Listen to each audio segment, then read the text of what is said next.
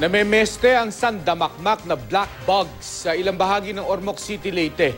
Yan at iba pang balita sa Visayas, hatid ni Julius Belacaol.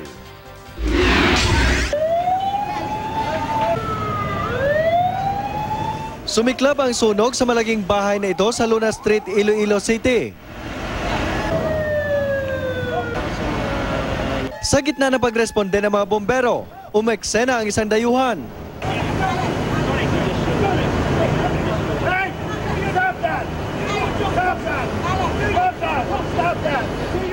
Ikinaiinis daw niya ang mabagal na pagresponde ng mga bombero. Napagkalma naman siya at naapula ng mga bombero ang sunog matapos ang 3 oras.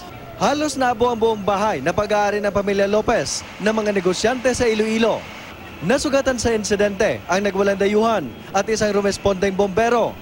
Inaalam pa sa ninasunog na nagsimula raw sa kisame ng bahay.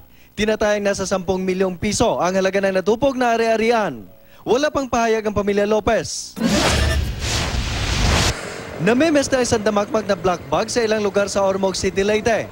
Pinamugaran ng mga insekto ang pader ng isang istasyon ng pulis at isang gasolinahan. Tuwing gabi, nagliliparan ng mga ito sa paligid ng mga ilaw sa kalsada. Ayon sa City Agriculture Office, peste sa mga palayan ng black bugs. Kadalasan daw napupugsan ang ulan ng mga ito, pero dahil madalang ang ulan ngayon, dumarami ang mga ito. Inabisuhan na ang mga magsasaka na maghanda sa pamemeste ng mas maraming black bugs ngayong anihan ng mga palay sa lugar.